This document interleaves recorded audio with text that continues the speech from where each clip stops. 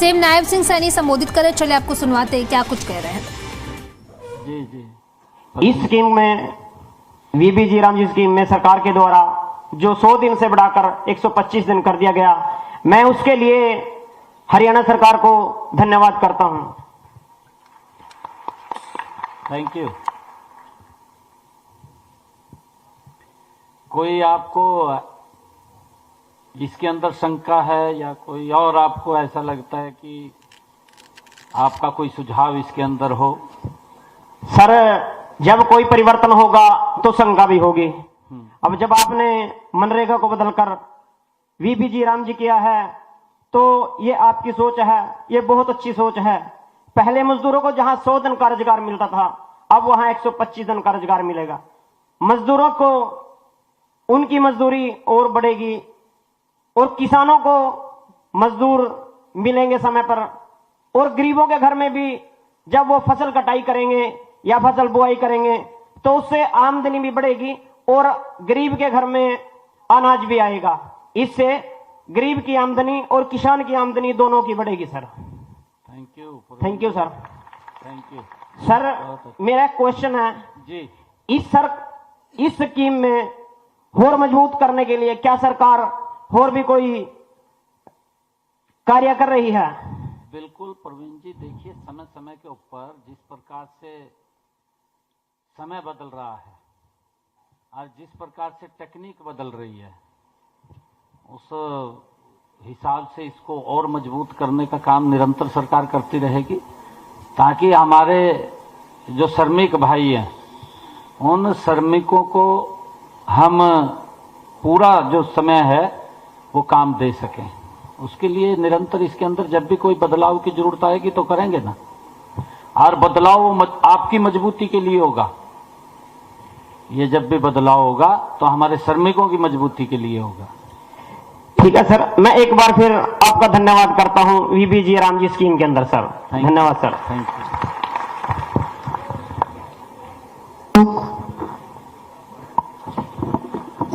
माननीय मुख्यमंत्री और मंत्रीगण को मेरा नमस्कार।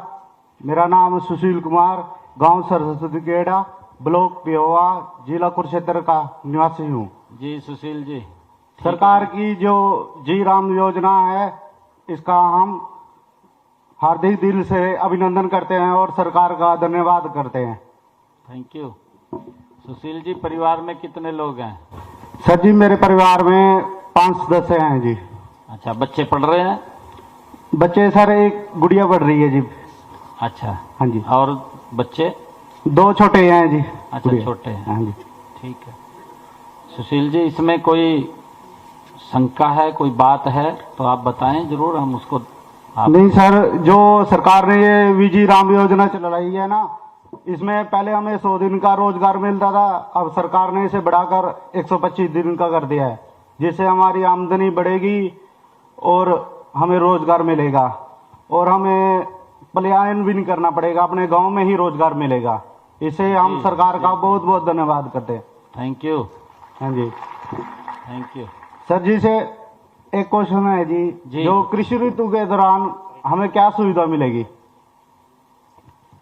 नहीं, कृषि जो हम 60 दिन के नहीं, उसके लिए देखिए, क्योंकि बहुत ज्यादा जब बिजाई का टाइम होता है या कटाई का समय होता है, उस समय बहुत ज्यादा श्रमिकों की आवश्यकता पड़ती है, क्योंकि हमारा जो एग्रीकल्चर बेस्ड हरियाणा है, एग्रीकल्चर बेस्ड के अंदर जब हम श्रमिक फिर बाहर से मंगाने पड़ते हैं, तो इसके अंदर ये प्रावधान किया गया है कि आपको काम कम ना रहे।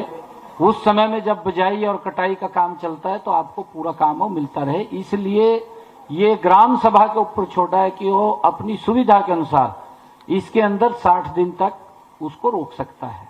ये काम आपको मिलेगा वो, ठीक है, क्योंकि जब ये गारंटी दी है 125 दिन की, तो ये गारंटी है कि आपको 125 दिन मिलेंगे।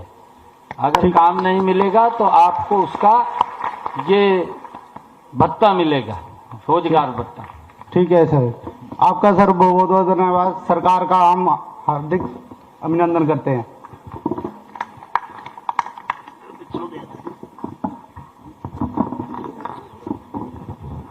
नमस्ते सर, मेरा नाम शकुंतला है जी। मैं प्रेमपुरा पंचकुला से आई हूँ और मैं आपका बहुत बहुत धन्यवाद करती हूँ कि आपने मेरे को 100 दिन दिया है रोजगार का, उसको बढ़ाकर 125 दिन दिया है। आपका बहुत बहुत धन्यवाद जी शकुंतला जी। हाँ जी। कोई आप लोगों की शंका तो नहीं है? नो सर, है? No sir. थैंक यू, बधाई आपको, ओके। बधाई है।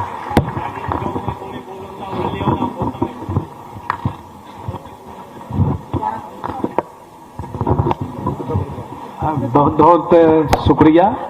मित्रों, जब कोई राजनेता अपनी जनता के मन को पढ़ता है तो वह जमाना उनको इतिहास में एक लकीर की तरह नहीं, एक नायक की तरह याद करता है।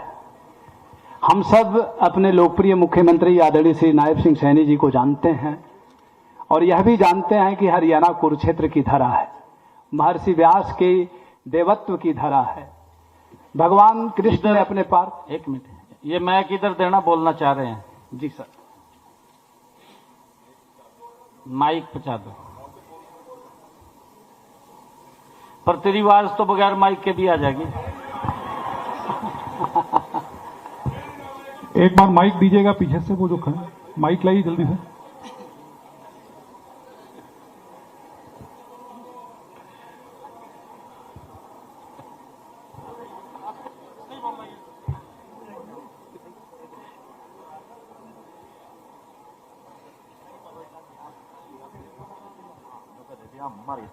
नमस्कार सर जी। नमस्ते जी। मैं स्पीडो से जी। और 2008 से लगातार नरेगा में कार्य कर रहे हैं जी।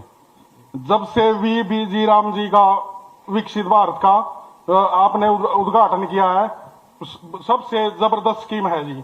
लेकिन इसके अंदर एक शंका है जी, इरिगेशन का काम चलेगा कि नहीं चलेगा जी? किसका? नहर महकमे का जी। चलेगा चलेगा। धन्यवाद जी। वैसे सबसे बढ़िया है और भुगतान भी सबसे अच्छा होगा, भ्रष्टाचार पर रोक लगेगी। आपका बहुत बहुत धन्यवाद जी। मैं नाम क्या है? रविंद्र कुमार जी। रविंद्र जी, मैं इसलिए कह रहा था भी आपकी आवाज ऐसी आ जाएगी। मैं तो बुक्कड़ मारे बैठा, पर तुमने छोटी आधी बाजू की टी शर्ट पहन रखी। आप जैसा मुख्यमंत्री हो, किसको सर्दी लगेगी जी? हमारे तो दादाजी ने कह दिया था, उठो भाई साहब। धन्यवाद जी। थैंक यू रविंद्र जी। बहुत बहुत शुक्रिया सर।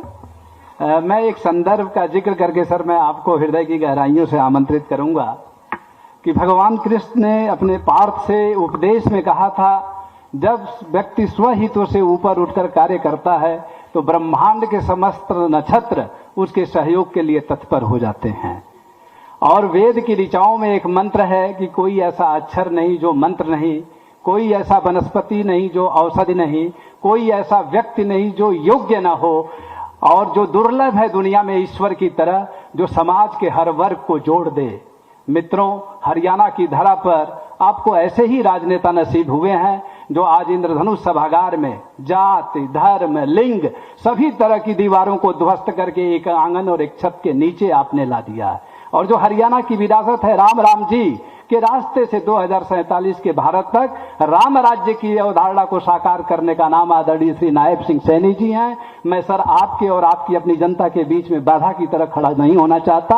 आप लाडवा के लाडले नहीं हैं, आप भारत के लाडले हैं। आप अपनी जनता को नसीब हुए हैं। भारत माता की, भारत माता की, भारत माता की जय हिंद।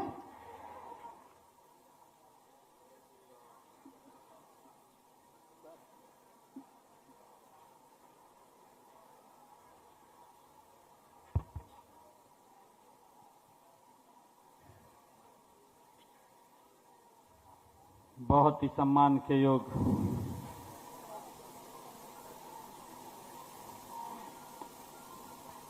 हमारे हरियाणा सरकार के कैबिनेट मंत्री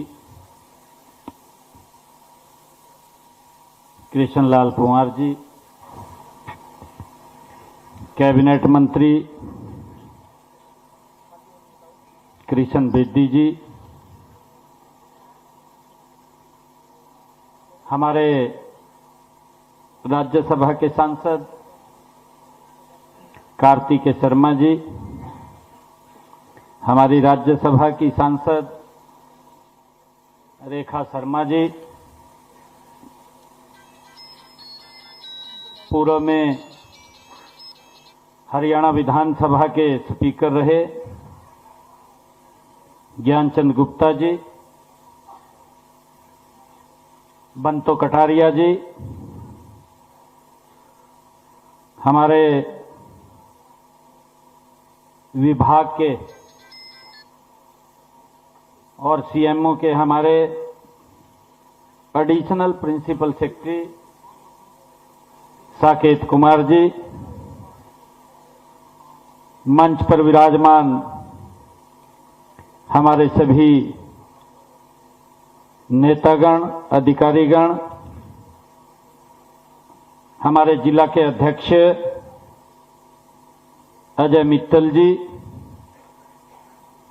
हरियाणा मनरेगा मेट मजदूर संघ के हमारे अध्यक्ष नवीन कुमार जी और हमारे सभी जी राम जी के सभी श्रमिक भाइयों और बहनों, आप सबका मैं आज इस माता मनसा देवी की पवित्र भूमि पंचकुला में विकसित भारत जी राम जी योजना सम्मेलन में उपस्थित आप सबका मैं बहुत बहुत स्वागत करता हूं, आप सबका अभिनंदन करता हूं।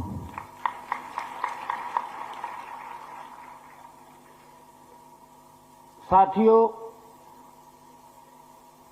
देश के यशस्वी प्रधानमंत्री आदरणीय नरेंद्र मोदी जी ने पिछले दिनों लोकसभा में एक बिल लेकर के आए। ये बिल लेकर के क्यों आए,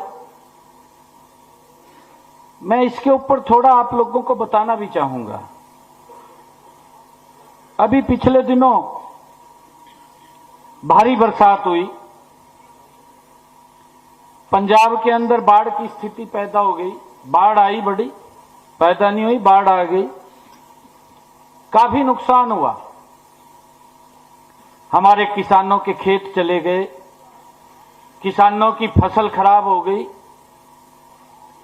जब इतना बड़ा प्राकृतिक प्रकोप आया तो हमारे भारत सरकार के कृषि मंत्री आदरणीय शिवराज चौहान जी वो बाढ़ प्रभावित क्षेत्र के लोगों को मिलने के लिए गए। जब वो वहां मिलने के लिए गए तो उनको कुछ मनरेगा के मजदूर मिले और जब उनको मजदूर, वो मनरेगा के श्रमिक भाई मिले, उन्होंने समय दिया मिलने का, क्योंकि मोदी जी की सोच है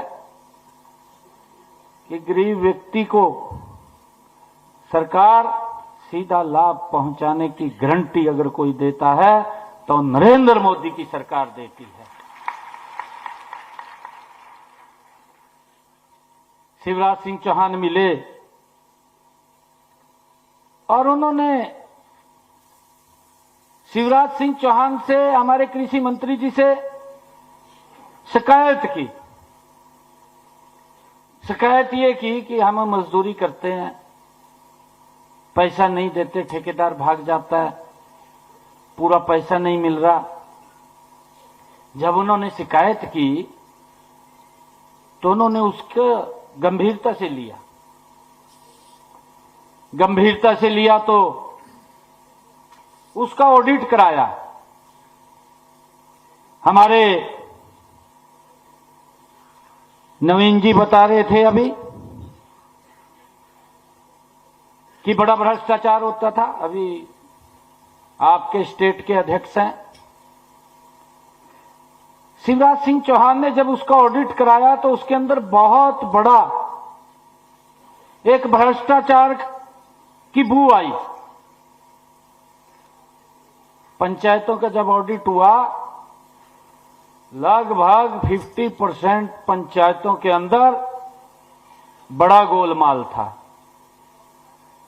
और वो पैसा जो श्रमिकों का था वो किसी ना किसी की जेब में जा रहा था। श्रमिक को ना मिल करके वो किसी की जेब में जा रहा था। तो उन्होंने आदरणीय प्रधानमंत्री जी को बताया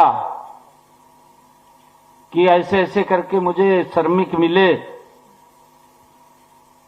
और उनका जो मेहनत मजदूरी करते हैं वो पैसा भी नहीं मिल रहा। प्रधानमंत्री जी ने भी इसको गंभीरता से लिया और तुरंत लोकसभा में बिल लेकर के आए। हमारे 2 सांसद बैठे हैं, तुरंत लोकसभा में बिल लेकर के आए और प्रधानमंत्री जी ने इसके अंदर विचार करके इसका दायरा भी बढ़ाया और दायरा बढ़ा करके कहा कि इस पैसे को जो श्रमिक मेहनत करता है, पसीना बहाता है, पसीना बहा करके अपने परिवार को बढ़ाता है, अगर उस पैसे के ऊपर कोई गलत नजर डालेगा तो हम उस गलत नजर को डालने नहीं देंगे। ये पैसा सीधा श्रमिक के पास पहुंचना चाहिए, उसको उसका लाभ मिलना चाहिए। और उसी कड़ी के अंदर, उसी कड़ी में ये बिल लोकसभा के अंदर आया। साथियों, मैं आप लोगों को बताना भी चाहता हूं, ये बिल आज ही नहीं आया, क्योंकि कांग्रेस को और कांग्रेस के सहयोगी दलों को बड़ी पीड़ा हो रही है। मैं भी हैरान था। मैं हैरान इसलिए था, यहां कांग्रेस के लोग प्रेस कॉन्फ्रेंस के ऊपर बड़े लोग ये बात बोल रहे हैं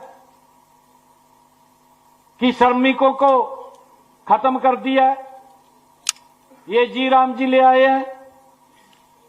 और मैं ज्यादा हैरान तो इस बात से हुआ, मैं आज आप लोगों को बताना चाहता हूं, जो कांग्रेस का सहयोगी जो उनके साथ बैठ करके आपस में ठिंगम ठिंगा करते हैं, इंटरनल बैठ करके बातें करते हैं। पंजाब के अंदर आम आदमी की सरकार, उसने सोचा ये तो बड़ा मुद्दा मेरे हाथ लग गया। उसने नहीं किसी से पूछा, उसने क्या करे, प्रस्ताव बनाया और विधानसभा बुलाई, विधानसभा के अंदर ले आया, पास कर दिया, कहा जी तो गलत कर दिया। ये आम आदमी सरकार ने किया। मैंने कहा ये प्रस्ताव लेकर के आए, मैंने उसकी कॉपी मंगवाई, मैं कहा इसके अंदर पढ़े तो इसने क्या प्रस्ताव पास किया।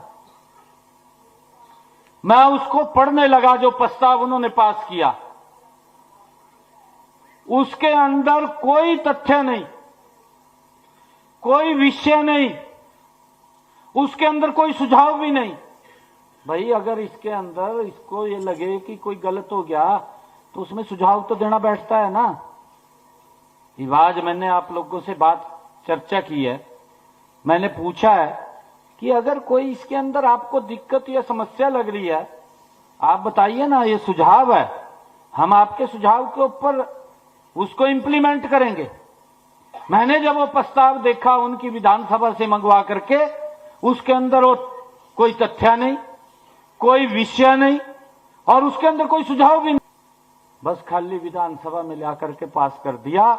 और मोदी के खिलाफ उन्होंने एक आह्वान कर दिया कि भाई जहां चुनाव आने वाले हैं वोट सारी मन्नू मिल जाएगी। ये उसकी सोच और कोई सोच नहीं।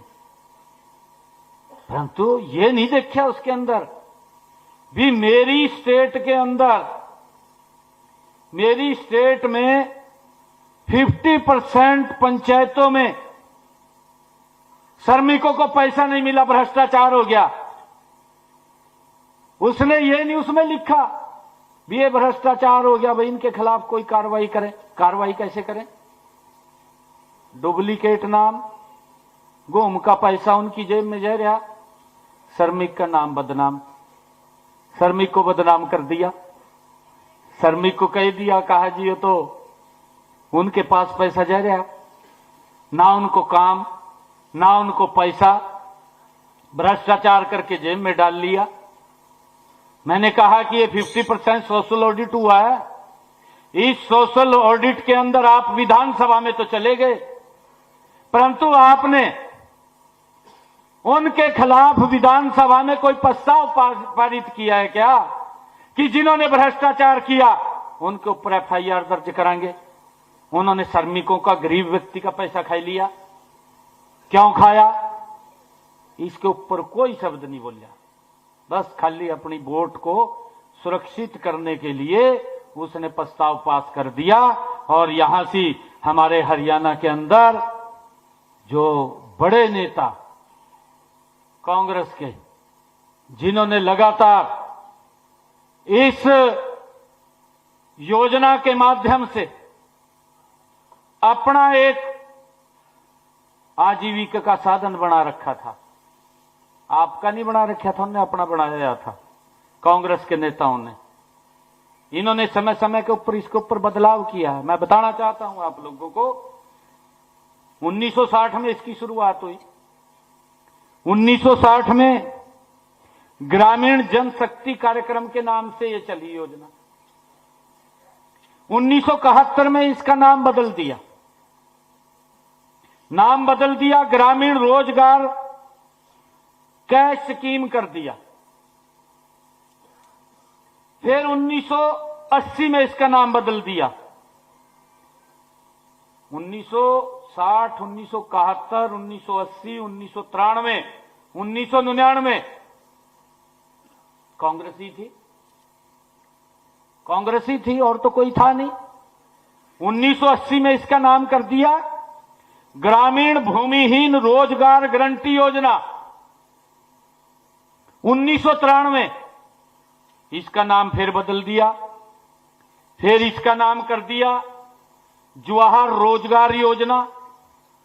फिर 1999 में फिर बदल दिया और संपूर्ण ग्रामीण योजना। और उसके बाद फिर बदल दिया, फिर मनरेगा कर दिया। साथियों, आप मेरे परिवार के सदस्य हैं, मेरी मातृशक्ति बैठी है, आप सबका आशीर्वाद है। मैं आप सबको दोनों हाथ जोड़ करके प्रणाम भी करता हूं।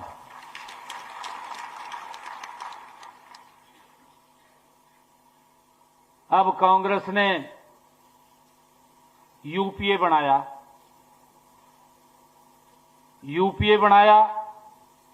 यूपीए खत्म कर दिया। पहले कांग्रेस पार्टी थी, कांग्रेस पार्टी यूपीए गठबंधन बनाई दिया। यूपीए से काम नहीं चलिया, उसको खत्म करके इंडी गठबंधन बनाई दिया। भैया आप झूठ फैला रहे हैं, लोग जानते हैं, चेहरे तो वही हैं, नाम बदलने से कुछ नहीं होता। इन्होंने जब जब भी नाम बदला, वो श्रमिक के मजबूती में नाम नहीं बदला। इसके अंदर जब भी नाम बदला है तभी भ्रष्टाचार ज्यादा हुआ है। जब भी नाम बदला है कांग्रेस ने। ये नरेंद्र मोदी जी की गारंटी है। मोदी जी ने जो नाम दिया है विकसित भारत, गारंटी फॉर रोजगार एंड आजीविका मिशन, जो ये नाम दिया है वीबी जी राम जी, ये गारंटी नरेंद्र मोदी जी की है कि मेरे श्रमिक भाई की मेहनत के ऊपर कोई गलत आंख ना उठा सके। ये नरेंद्र मोदी जी की गारंटी है। और साथियों, जब ये गारंटी मोदी जी ने दी है तो आपको चिंता किस बात की है? कोई चिंता किसी बात की नहीं है। जब इस प्रकार का भ्रम, क्योंकि हमें डर लगता है, मैं आपको बताना चाहता हूं किस प्रकार का झूठ बोलते हैं ये कांग्रेस के लोग, क्योंकि मुद्दा तो नहीं है, विषय भी नहीं है। हमें डर इसलिए लगता है, आदरणीय प्रधानमंत्री जी ने भी कहा कि श्रमिक हमारे पूजनीय हैं, आपने देखा भी होगा, प्रधानमंत्री, ये पहला प्रधानमंत्री ऐसा है जो श्रमिक के पैर धो करके वो धोने का काम करता है। ऐसा पहला प्रधानमंत्री देश को मिला है जिसने इस भारत को गति से आगे बढ़ाने का काम कर रहा है। साथियों, हमें डर इस बात का लगता था कि जब लोकसभा के चुनाव चल रहे थे, लोकसभा के चुनाव में ईवीए कांग्रेस के लोग डॉक्टर भीमराव अंबेडकर जी ने जो पवित्र संविधान दिया, उस पवित्र संविधान की बुक ठाका खड़े हो गए, झूठ फैलाई दिया। कहा अगर मोदी तीसरी बार आ गया, कहा ये संविधान खत्म हो जाएगा। चलो वो झूठ बोल दिया, नुकसान हो गया, कुछ नुकसान तो है क्योंकि काफी झूठ फैलाई दिया, परंतु तथ्य नहीं था। फिर जब देश के लोगों ने नकार दिया इनको, वो झूठ भी नहीं चला। फिर उसके बाद कहने लगे, दूसरा मुद्दा लेकर के आए, कहा जी ईवीएम के अंदर गड़बड़ है, कहा ईवीएम खराब है, वो मुद्दा लेकर के आए, वो भी नहीं चला। फिर एक और मुद्दा लेकर के आए, और वो मुद्दा लेकर के आए, कहा जी बीजेपी ने वोट चोरी कर ली। ये भी इतनी मात्र शक्ति यहां बैठी है, मेरे बुजुर्ग बैठे हैं, हमारे सभी महानुभाव बैठे हैं। मैं आज आप लोगों से एक बात पूछना चाहता हूं, हर व्यक्ति को वोट डालने का अपना अधिकार है या नहीं है? है या ना? आपके ऊपर किसी ने दबाव डाल रहा क्या है जी? फिर ये कैसे करेगा वोट चोरी कर लिया? हर व्यक्ति को अपना वोट डालने का अधिकार है। ये वोट चोरी नहीं हुआ। कांग्रेस की गलत नीतियां देश